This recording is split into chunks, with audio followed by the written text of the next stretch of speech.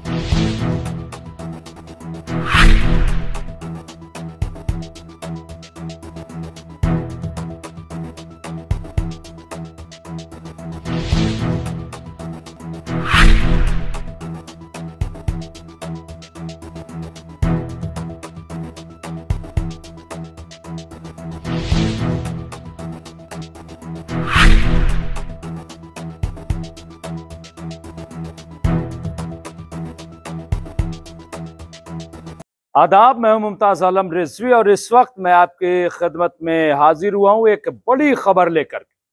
जी हां, उत्तर प्रदेश के साबिक कैबिनेट के वजीर और समाजवादी पार्टी के जनरल सेक्रेटरी मोहम्मद आजम खां का एक वीडियो, एक उनकी तकरीर इस वक्त काफी वायरल हो रही है और उसे लोग सुन रहे हैं। और यही नहीं बल्कि खास बात यह है कि मोहम्मद आजम खां की जो तकरीर है उसको आप देख सकते हैं यहाँ पर कि उनकी ये जो तकरीर है इसे देखिए कि किस तरह से वायरल किया जा रहा है, उसे सुना जा रहा है। और उसको दरअसल अमेरिका में जो लॉस एंजलिस में आग लगी है उससे जोड़कर उसे देखने की कोशिश की जा रही है और उसको एक दूसरे का जुज बनाने की कोशिश की जा रही है।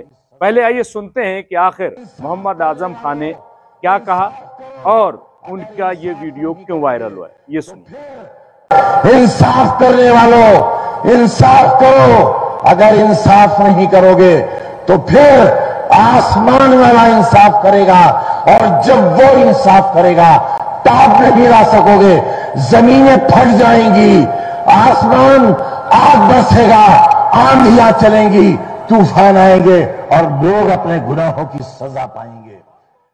तो देखा आपने कि किस तरह से मोहम्मद आजम खां का ये वीडियो, उनकी ये तकरीर एक खास अंदाज में पेश करके इसे वायरल किया जा रहा है। दरअसल वो उसमें जो लॉस एंजलिस में आग लगी हुई है और उसके साथ साथ उनका वीडियो, दरअसल ये पूरी दुनिया में एक सवाल खड़ा हो गया है। लोग आज अमेरिका और गाजा को एक साथ देख रहे हैं। वो कह रहे हैं कि दरअसल ये जो अमेरिका में आग लगी है ये अमेरिका को सजा मिली और सजा देने वाला अल्लाह है। इसी तरीके का एक और वीडियो जो ईरान के supreme leader Ayatollah Syed Ali खामनाई का, उनका भी इसी तरीके का एक वीडियो काफी वायरल हुआ है जिसमें वो कह रहे हैं कि जब जुल्म हद से बढ़ जाता है तो फिर एक तूफान आता है और वो तूफान अल्लाह की तरफ से होता है। तो दरअसल ये तारीख रही हमेशा और इसीलिए देखिए अमेरिका से तरह तरह की बातें आ रही हैं। ये कहा जा रहा है कि ये किसी गलती की वजह से आग लग गई। जो बाइडन, जो कि अमेरिका के अभी प्रेसिडेंट हैं, उन पर यह इल्जाम लगाया जा रहा है कि दरअसल ये उनकी साजिश है, उन्होंने यहाँ पे आग लगवाई है। कुछ का ये कहना है कि दरअसल उस जमीन को ही खाली करवाना था और इसलिए इस तरह की चीजें की गई हैं।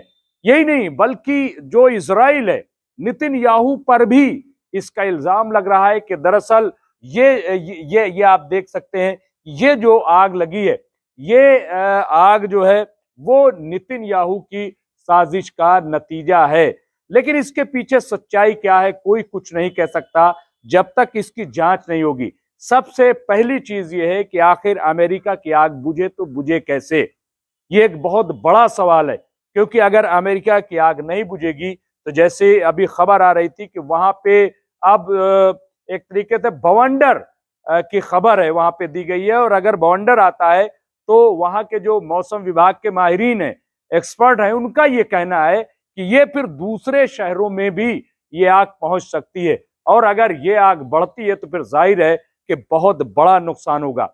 अभी भी बहुत बड़ा नुकसान हुआ है, 13 लाख करोड़ का नुकसान बताया गया है। 13 लाख करोड़ का आप तसव्वुर नहीं कर सकते। यही नहीं बल्कि 15,000 के करीब घर जलकर राख हो गए। हॉलीवुड जो बहुत पूरी दुनिया में मशहूर है, वहां एक से एक एक्टर्स, एक से एक बड़ी शख्सियतें, उनके घर भी जलकर राख हो गए हैं और वो बेबस हैं, आज भी बेबस हैं। हालांकि अमेरिका को ईरान ने मदद के लिए पेशकश की, लेकिन अभी तक अमेरिका ने कोई जवाब नहीं दिया। इसी तरह से कनाडा ने किया था, लेकिन कनाडा ने जवाब का इंतजार नहीं किया, बल्कि आग बुझाने के लिए उसने मदद शुरू कर दी। लेकिन बहरहाल ये काम ईरान नहीं कर सकता, क्योंकि ईरान और अमेरिका में पहले ही से तनातनी है, पहले ही से जंग के आसार हैं। ऐसे में ईरान बगैर इजाजत के वहां आग बुझाने नहीं पहुंच सकता। तो ये इस तरह के हालात हैं।